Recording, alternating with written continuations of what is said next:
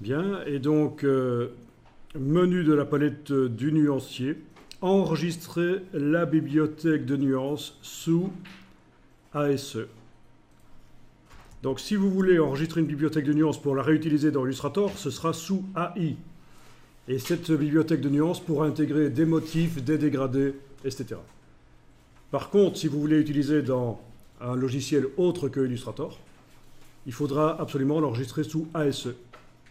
Et les dégradés et les motifs ne passent pas. Il n'y a que les couleurs qui vont passer. ASE, ça veut dire Adobe Swatch Exchange. Donc échange d'échantillons couleurs Adobe. Oui, ce sera pour les... Mais il est possible qu'il y ait d'autres logiciels qui peuvent importer des nuanciers Adobe.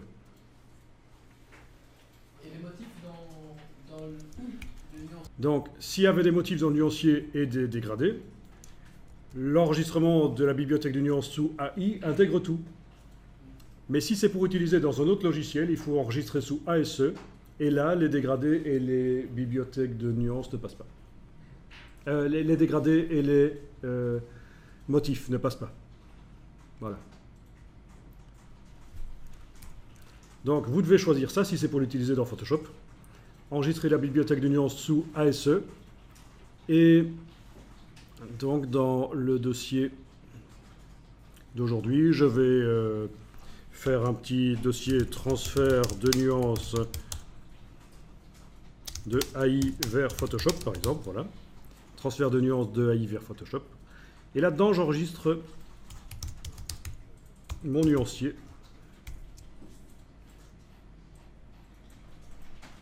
Bon, là, ils vous mettent un petit message qui vous dit ce que je vous ai dit d'ailleurs, que les dégradés, les motifs et les teintes ne peuvent pas être échangés actuellement. Et donc, elles seront invisibles à l'ouverture de ce fichier de nuances dans d'autres logiciels.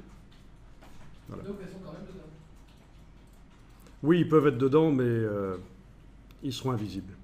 Et les teintes, c'est une couleur on a mis un pourcentage. Donc, il n'y a vraiment que les couleurs pleines comme ça qui peuvent passer. Voilà. Une fois que vous avez exporté votre nuancier, vous pouvez aller dans Photoshop sans avoir besoin de quitter Illustrator. Et là, vous allez retrouver dans la palette nuancier de Photoshop, qui est une palette que finalement on utilise assez peu, sauf peut-être dans le web design et dans la bande dessinée, vous allez avoir besoin de ça. Mais pour faire des retouches photo, on l'utilise assez peu finalement, la palette nuancier de Photoshop. Donc menu fenêtre, nuancier, et là vous allez ouvrir, charger un nuancier, oui. Et vous allez chercher le nuancier ASE, là où il se trouve. Il y a ACO, activité, ASE, CSS, dans les types. Ouvrir. Dans les types qui sait ouvrir. Les types de nuanciers qui s'ouvrir, on voit SVG, HTML, CSS, ASE. Ok, et tu vois ça où? Dans les types. Je veux dire, dans là, appuie là-dessus, oui. Et il n'est pas un truc. Moi, je vois ce Oui, ben, sur le Mac, je ne vois pas. Donc tu as le choix du type de... Oui. Ben non, pas ici. Oui, mais c'est typique de Windows, le filtrage de fichiers. Oui, il peut... Windows est supérieur. Eh oui, Windows est supérieur, c'est certain. On va dire que oui. Donc, ouvrir, et les nuances ont été transférées. Ah oui, j'aurais pu vider le nuancier avant. Et là, pour vider le nuancier dans Photoshop, c'est la touche Alt et cliquer sur les nuances. Comme ça les coupe en fait. Hein. Voilà.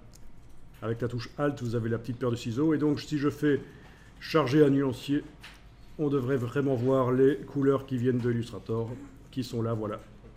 Le noir et le blanc sont venus avec, mais sinon les 5 couleurs suivantes, ce sont vraiment les couleurs de Illustrator. Utilisable donc dans Photoshop sur n'importe quoi, sur du texte, sur des blocs vectoriels, etc.